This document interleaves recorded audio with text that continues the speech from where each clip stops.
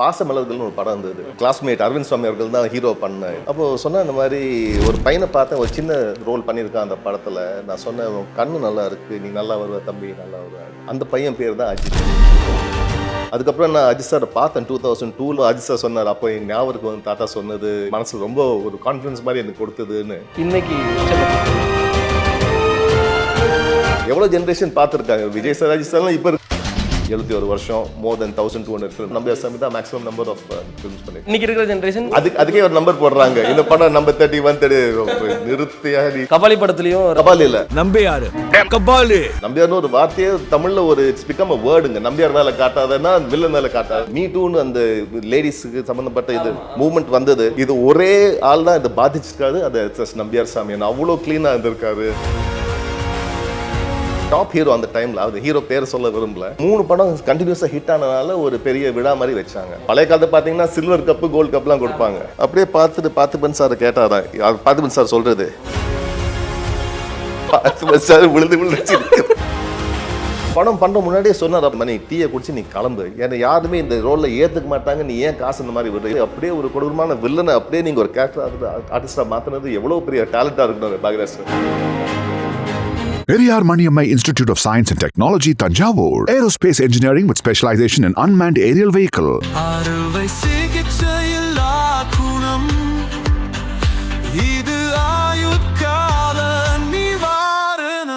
Dr. Sri Varmas. Summer holidays வந்தாச்சு, நம்ம GT Holidays வந்தாச்சு. GT Holidays, South India's #1 travel brand. Vijay sir அப்போ வளர்ந்து வர டைம்லயும் விஜய் சாரோட பூவே உனக்காக அப்படிங்கிற ஒரு படத்துல ஒரு பயங்கரமான ஒரு பர்ஃபார்மன்ஸ் இருக்கும். இந்த சார் இருந்த டைம்ல வளர்ந்து வர்ற ஹீரோக்கள் பார்த்து, இப்போ விஜய் சாரா இருக்கட்டும், அஜித் சாரா இருக்கட்டும், ரஜினி சார், கமல் சார், அவங்க அதுக்கு முன்னாடியே கொஞ்சம் கால் பதிச்சவங்க. அப்படிங்கிற டைம்ல இந்த சின்ன அப்போ நம்பியார் சாருக்கு சின்ன ஹீரோக்களா தெரிஞ்ச விஜய் சார், அஜித் சார் அதை பத்தி ஏதாவது பேசியிருக்கிறாங்களா? ஒரு வாட்டி சொன்னாரு, இந்த ஒரு பாசமலர்கள்னு ஒரு படம் இருந்தது. அது என்னோட கிளாஸ்மேட் அரவிந்த் சுவாமி அவர்கள் தான் ஹீரோ பண்ண. அந்த டைம்ல வீட்டுக்கு வந்து சும்மா கேஷுவலா பேசியிருந்தேன். ஏன்னா ராய்பேட்டால தான் ஷூட்டிங், சுரேஷ் மேனன் சாரோட படம். அப்போ சொன்ன இந்த மாதிரி ஒரு பையனை பார்த்தேன், ஒரு சின்ன ரோல் பண்ணியிருக்கான் அந்த படத்துல. நான் சொன்னேன், உன் கண்ணு நல்லா இருக்கு, நீ நல்லா வருவ தம்பி, நல்லா வருவேன்னு. அந்த பையன் பேர் தான் அஜித். அவர்கிட்டே சொல்லியிருக்காரு நீ நல்லா வருவேன்னு. ஸோ அதுக்கப்புறம் நான் அஜித் சாரை பார்த்தேன் 2002ல ஒரு படத்துக்கு. நான் ஊட்டி போயிருந்தேன் ஷூட்டிங். அந்த சரத் பாபு சார் அஜித் நடிச்ச படம். ரொம்ப அஜித் சார் சொன்னார், அப்போ என் ஞாபகம் வந்து தாத்தா சொன்னது மனசு ரொம்ப ஒரு கான்ஃபிடன்ஸ் மாதிரி எனக்கு கொடுத்ததுன்னு. அப்போ அவரே ப்ரெடிக்ட் பண்ணார் அந்த டைம்ல, நீ நல்லா வருவாரு சொன்ன மாதிரியே. இன்னைக்கு அண்ட் விஜய் சாரோட ஃபாதர் கூட அப்பா ரொம்ப க்ளோஸ் அது சந்திரசேகர் சார். ஆமா, அது சந்திரசேகர் சாரே அவர் ரொம்ப சீரியஸா ரொம்ப பேட்டி எடுத்து சொன்னாரு. அவர் சிரிக்கவே மாட்டாரு. சொன்ன மாதிரி ஒரு வாட்டி ஷூட்டிங்ல நம்பியார் சாமி என்னை கூப்பிடுவாரு, சேகர் இங்க வா, எல்லாத்தையும் விட்டுட்டு வான்னு. நான் போய் கேட்பேன், என்ன அண்ணன் இந்த காமெடியை கேளுன்னு. ஒரு வாட்டி தீபக் அதே ஜோக்க சொல்லுவாரு, அது ஒரு ட்விஸ்ட் வேறையா இருக்கும். ஆமா, அப்புறம் அந்த ரைட்டர்ஸ் வந்து சொன்னாங்க, சார் எப்போ பார்த்தாலும் நீங்க திட்டே இருக்கேன் எங்களை, ஸோ நாங்கள் ராஜினாமா பண்ணிட்டு போயிடுறோம், நீங்கள் நம்பியார் சாமி உங்க ஸ்டோரி எழுத சொல்லுங்க. கேட்க சிரிக்கிறீங்க, அதே ஜோக்கு வேற வேறையா சொல்லுங்க சார். எங்கெல்லாம் அவர் இருக்காரோ அவ்வளோ கலகலப்பா இருக்கும், அவ்வளோ ஜோக்கா காமெடியா இருக்கும். ஆமா ஆமா, சந்திரசேகர் சாரே அவ்வளோ சிரிக்க வச்சிருக்காருன்னு நினைச்சு பாருங்க. சீரியஸான ஒருத்தர் ஆமா ஆமா ஆமா. அப்ப விஜய் சார்லாம் அப்பா பார்த்து சின்ன வயசுல இருந்து பார்த்து வந்தவர் விஜய் சாரும் அஜித் சாரும். கண்டிப்பா கண்டிப்பா. ஸோ வளர்ந்து வர நடிகர்களுக்கு அந்த கொடுக்கக்கூடிய மரியாதை அப்படிங்கிறதும் வந்து கொடுத்து அவங்களுக்கான பிளஸிங்கும் வந்து எவ்வளோ ஜென்ரேஷன் பார்த்துருக்காங்க. இப்போ இருக்க சூப்பர் ஸ்டார்ஸ் உண்மை. சேதுபதி விஜய் அவர்களே சொல்லியிருக்காரு, ஒரு ஆக்டர் வந்து 2 பாகம் இருக்கணும், ஒன்று எம்ஜிஆர் இருக்கணும், ஒன்று நம்பியார் இருக்கணும். ஒரு பேட்டியில சொல்லியிருக்காரு, அவரே சொல்லியிருக்காரு 2 முகங்கள், அந்த குணங்கள் வேணும். ஆமா ஆமா. இப்போ நம்பியார்னு ஒரு வார்த்தையே தமிழ்ல ஒரு இட்ஸ் பிகம் அ வேர்டுங்க. நம்பியார் மேல காட்டாதன்னா வில்லன் மேல காட்டாத அப்படிங்கிறது பவர்ஃபுல்லான ஒரு வேர்டு. ஆமா, அந்த லெவலுக்கு அவர் மனசுல இருப்பாரு, இல்ல மனசுல இருக்காரு. கபாலி படத்துலயும் Rajini sir Nambiar sir example வச்சு டயலாக் கொண்டு வரும். அது ஒரு பயங்கரமா ட்ரெய்லர்ல எவ்வளவு மறு வச்சுக்கிட்டு எவ்வளவு பஞ்சா. சோ அப்படி ஒரு லெகசி, அப்படி ஒரு பிராண்ட் மாதிரி இல்லையா சார், வில்லன் அப்படிங்கிற ஒரு பிராண்டோட சிஇஓ கண்டிப்பா எம்என் நம்பியார் அவர்களாக தான் இருப்பார். இப்போ சத்யராஜன் பார்த்தீங்கன்னா நம்பியார் சாமி வாரிசுன்னு சொல்லலாம். அவர் ஒரு வாட்டி செல்வகுமார் சார் சொன்ன அந்த மாதிரி நெஞ்ச மறுப்பதிலே ரீமேக் பண்ணலாம்.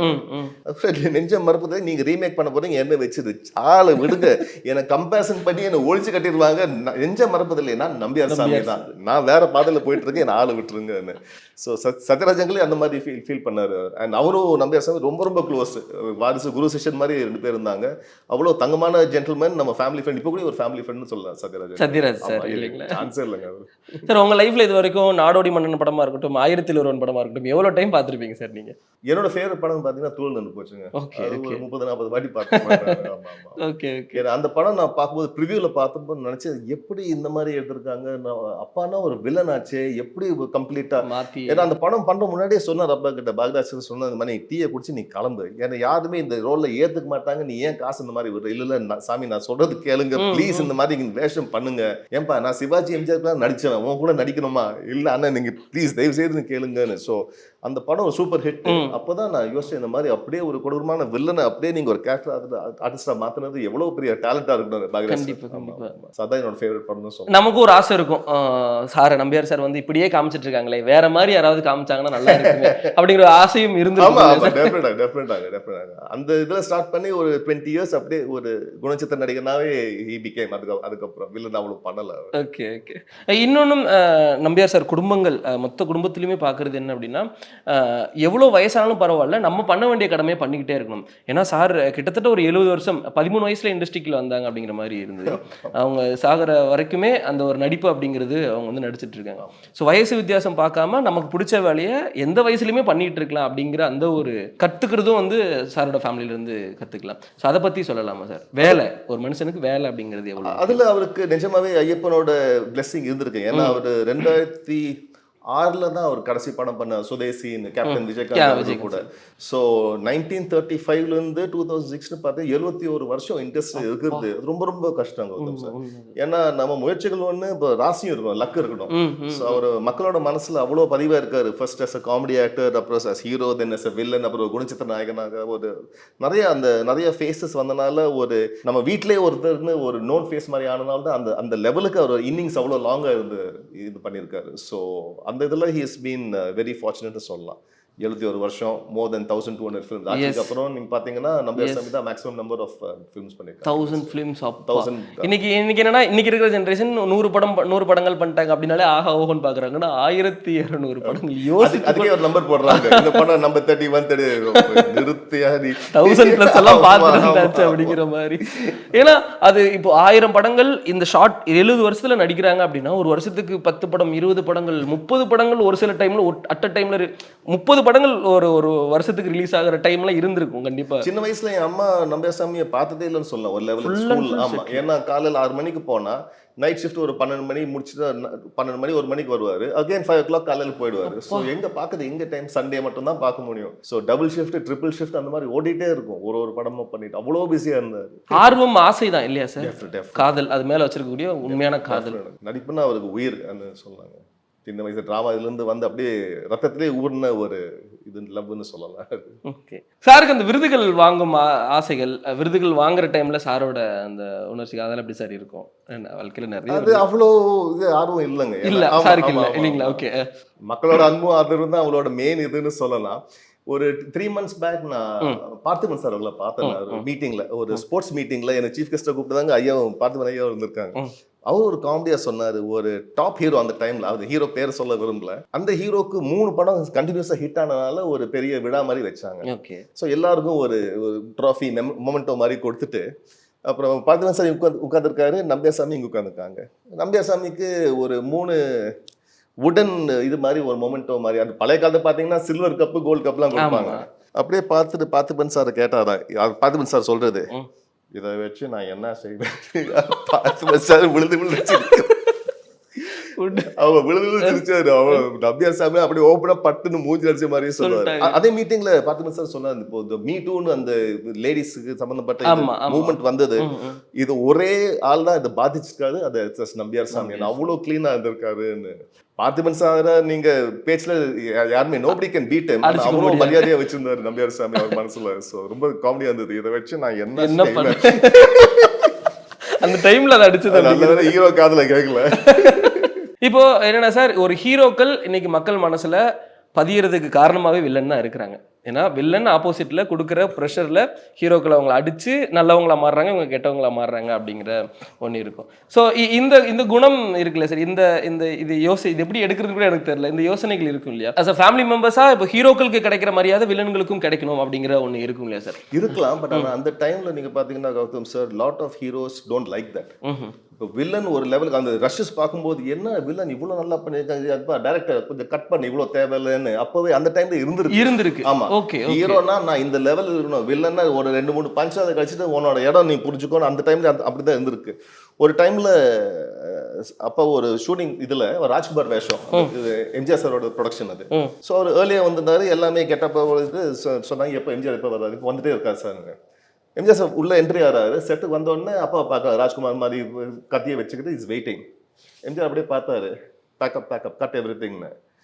அப்புறம் எம்ஜிஆர் சார் அப்பா சொன்ன தெரியும் இந்த மாதிரி ஆகும்னு. காஸ்டியூமர் அப்பவே சொன்னேன், ஏன்ப்பா இந்த மாதிரி காஸ்டியூம் கொடுக்குற, ஒரு கம்மியாக ஒரு லெவலோட கொடுத்துருக்கலாமே, ஏன் இவ்வளோ கெட்டப்பா பண்ணியிருக்கீங்க. அடுத்த நாள் வரும்போது இதோட கெட்டப் இன்னும் பிரமாதமா இருந்தது. ஓகே. அப்போ நேராக போய் எம்ஜிஆர் சார் கேட்டேன், என்னப்பா நேற்று வந்து என்னை பார்த்த உடனே நீ பேக்கப்னு சொன்னியே, என்ன ஒன்றுமே புரியலையே, நான் நினச்சேன் சரி பிடிக்கலையே அவ்வளோ நல்லா இருக்கேன்னு. இல்லை நீ பிரமாதமா இருந்த, அதோட I want to make you even better, இன்னும் அதிகமா உங்களை காமிக்கணும், அழகா காமிக்கணும். ராஜ்குமார் அந்த லெவலுக்கு ஐ வாண்ட், அதனால கஸ்டமர் சொன்னேன் இந்த மாதிரி நம்பியார் அந்த மாதிரி ஸ்டாண்ட் அவுட் மாதிரி கொடுன்னு. அப்பதான் அப்பா சொன்னார், அப்ப நானே ஷாக் ஆயிட்டேன், எம்ஜிஆருக்கு இவ்வளோ பெரிய மனசுன்னு. So that was a great. சக நடிகர்களோட அந்த பெர்ஃபார்மன்ஸும் ஸ்கிரீன் பிரசன்ஸும் அவ்வளோ குவாலிட்டியா இருக்கும். மேட்ச் ஆனதானே கௌதம் சார் படம் ஓடும். சில படத்துல ஒரு ஹீரோ 40-50 பேர் அடிக்கும்போது அது பிலீவபிளா இருக்காது. ஸோ ஒரு லெவலோ மேட்சிங்கா இருந்தால் தான் படமே ஓடும். ஐயப்பன் அந்த இதுக்கு வந்துடலாம். எங்களோட குலதெய்வமே ஐயப்பன் சுவாமி தான் சார். என் பேர் கௌதம் மணிகண்டன். ஐயப்பன் இது கேமராமேனே மணிகண்டன். ஆமா, அவரும் மணிகண்டன் தான். ஸோ நிறைய ஐயப்ப பக்தர்கள் இருக்கும். ஸோ அதை பத்தி தெரிஞ்சுக்கணும் ஆர்வம். எதனால ஐயப்பன் மேல அதிகமான ஒரு அன்பு காதல் சாருக்கு இருந்தது? அது 1942 முதல் வாட்டியார் போனவர் கௌதம் சார். அவரோட குரு நவாப் ராஜமாணிக்கம் பிள்ளை, இதெல்லாம் ட்ராமா குரு, அவர் தான் அழைச்சிட்டு போனார் ஃபர்ஸ்ட். இப்போ 1942 நீங்க நினைச்சு பார்க்கலாம் சபரிமலை எப்படி இருந்திருக்கும். இப்ப பம்பா ப்ராஜெக்ட் வந்ததே 1960s, அப்புறம் தான் சின்ன பாதை ஆரம்பிச்சது. அந்த டைம்ல ஒண்ணுமே இல்ல, காட்டு வழி பாதை, காடா இருக்கும். அங்க போகும்போது ஒரு ஃபர்ஸ்ட் போட்ட பிளான் 2 days போயிட்டு நம்ம சாமி கும்பிட்டுட்டு வரலான்னு. அப்புறம் 2 days ஆச்சு. அப்போ சொன்னார் குரு கிட்ட 3 நாள் இருக்கலாமா 4 நாள் இருக்கலாமா. அப்புறம் அவர் ராஜமாணிக்க பிள்ளையும் சொன்னார், ஏப்பா நம்ம ட்ராமா நடத்தணும்ப்பா, நீ பாட்டுக்கு இங்கேயே இருக்க. இல்லை எனக்கு என்னமோ ஒரு ஃபீலிங் அந்த வைப்ரேஷன் மாதிரி தோணுதுன்னு. ஸோ அப்போ ஸ்டார்ட் பண்ணது 1942 ஸ்டார்ட் பண்ணி 2003 ஒரு 61 வருஷம் கண்டினியூஸாக போறாரு. வருஷம் 5 வாட்டி போனீங்கன்னா நீங்க கூட்டி பார்த்தீங்கன்னா கிட்டத்தட்ட ஒரு 305 வாட்டி போயிருக்காரு சபரிமலைக்கு. ஆனா எப்பவுமே சொல்லுவாரு, கடமை வேலை தான் ஃபர்ஸ்ட் வரணும், அதுக்கப்புறம் தான் பக்தி. இந்த பக்தி. ஆமா, அவரோட ரொம்ப டியர் ஃப்ரெண்ட் சிவராம்னு ஒருத்தர் இருந்தார், கன்னடா காமெடி சூப்பர் ஸ்டார். ஒரு வாட்டி அவரு ஒரு வருஷம் அவர் சொன்ன மாதிரி நான் மாசம் நான் போயிட்டு வருவேன்னு வேண்டிட்டாரு. போனாரு. ஒரு மாசம் போகும்போது ஃபோன் பண்ணி சொல்ல, அப்பாட்டு இந்த மாதிரி நான் இங்கே தான் இருக்கேன். நவம்பர்ல ஃபோன் பண்ணாரு. ஃபோன் பண்ணி கேட்டாரு, ரமேசாமி நான் எங்க இருக்கேன்னு தெரியுமா? ஏன் நீ அங்கேயே இரு, எதுக்கு உனக்கு எதுக்கு வேலை, அங்கேயே கோயிலே இரு, பாப்பா நீ வேலை மற்ற வேலைகளை பாரு, நீ பக்தி இருக்கிறது ஒண்ணுதான், பட் கடமை தான் ஃபர்ஸ்ட். நீ மாசம் அங்க போனா குடும்பத்தை யார் பார்த்துப்பாங்க, வேலை. அப்படிதான் அவர் சிவராம் சாமி சொன்னா. அப்பதான் எனக்கு ரொம்ப இதா தோணிச்சு, இந்த மாதிரி சரி ஃபர்ஸ்ட் வேலை தான் கடவுள், அதுக்கப்புறம் தான் நம்ம டைம் இருந்தா சாமி. ஆமா. ஸோ அவர் மனசுக்குள்ளால எவ்வளவு இதா இருந்தாலும் அவரு கொஞ்சம் பேலன்ஸ் பண்ணி தான் லைஃபே இருந்தாங்க. ஆனாலும் ஐயப்பன் அவர்கள் மேல அந்த சாமி மேல அதிகமான பக்தி இருந்தது இல்ல. ஆனா ஒரு பெரிய முருக பக்தன்னு சொல்லலாம் கௌதம் சார். இப்ப எனக்கு சோறு விட்டு கொடுத்ததே நான் மருதமலன் தான். ஓகே. ஆமா. அப்போ வீட்டுக்கு பழனியில நம்ம சுகுமார் மாமா அவருக்கு எம்ஜிஆர் சார். ஸோ முருகர் பக்தன்னு சொல்லலாம். இப்போ மக்களுக்கு அவ்வளோ தெரியாது, எல்லாமே ஐயப்ப இதில் தான் அசோசியேட் பண்ணி பேசுவாங்க. ஸோ தெய்வ நம்பிக்கை அதிகமாக ஃபேமிலி ஃபுல்லாக தெய்வ நம்பிக்கை இருக்கக்கூடிய ஒரு இதாகவுமே இருக்கலாம். சூப்பர். எனக்கு என்னென்னு ஆச்சரியம் சார், ஒரு சினிமா பேக்ரவுண்ட்லேருந்து வர்ற மகன்களாக இருக்கட்டும், பேரன்கள் பேத்திகளாக இருக்கட்டும், அவங்களுக்குமே சினிமாவில் போகணுங்கிற ஒரு ஆர்வம் ஆசை அப்படிங்கிறது இருக்கும். கண்டிப்பாக உங்களுக்கும் அது இருந்திருக்குமா சார் அந்த டைமில்? அவ்வளோ இல்லை. இப்போ ஆக்சுவலாக பார்த்தீங்கன்னா ஒரு நம்பேசம் என்ன சொன்னாருன்னு, நீங்கள் ஃபர்ஸ்ட் படித்து நீங்கள் ஒரு லெவலுக்கு வாங்க, அதுக்கப்புறம் படிப்பு முக்கியம். ஆமாம். நானாக போய் யாருக்கிட்டையும் நிற்க மாட்டேன், ரெக்கமெண்டேஷன் ஒரு வார்த்தையும் சொல்ல போகிறது இல்லைன்னு. ஸோ அப்படிதான் இருந்தது அவர் பாலிசி. ஒரு 2 years பேக் இந்த இந்தியன் நேஷனல் ட்ரையத்லான் கலந்துக்கும் போது ஒரு சினிமா எடுத்தாங்க, சிங்கப்பெண்ணேன்னு. அப்போ அந்த டைமில் பார்க்கும்போது டேரக்டர் சொன்னாங்க, இப்போ அவரை பார்த்தா ஒரு கொஞ்சம் வில்லன் மாதிரி தெரியுது, ஒரு ரோல் பண்ணுறாரு. அதில் ஒரு சின்ன ரோல் பண்ணேன் நான். ஸோ அப்படி அங்கே என்ட்ரின்னு சொல்லலாம், மேபி ஃபர்ஸ்ட் அண்ட் லாஸ்ட் ஃபிலிம்னு சொல்லலாம். பட் நம்ம ஃபேமிலியில் அவரை விட்டால் இப்போ நான் தான் இந்த ஸ்மால் வே ஒரு ஹாபி மாதிரி எடுத்துக்கிட்டு, கம்பேரிசனே இல்லை. ஸோ அவர் யாருமே என்கரேஜ் பண்ணலை அந்த இதில். ஸோ நமக்கும் அவ்வளோ இன்ட்ரெஸ்ட் இல்லை. இதுக்கப்புறமும் ஆசைகள் அப்படிங்கிறது இருக்குங்களா சார்? இல்லை அவ்வளோ இல்லை, இப்போ வந்தால் I be happy to do it Gautham sir. ஆனால் நான் தேடி போக மாட்டேன். யாராவது பார்த்து சரி டேலண்ட் இருக்குது சொல்லி ஆல் மீன்ஸ் நான் பண்ணுவேன். பட் அவ்வளோ ஒன்றும் ஆர்வம் இல்லைங்க. Periyar Maniammai Institute of Science and Technology, Tanjavur. Aerospace engineering with specialization in unmanned aerial vehicle. அறுவை சிகிச்சையில் குணம் இது ஆயுட்கால நிவாரணம். டாக்டர் ஸ்ரீவர்மாஸ். ஹாலிடேஸ் வந்தாச்சு, நம்ம ஜிடி ஹாலிடேஸும் வந்தாச்சு. GT holidays, south India's number 1 travel brand.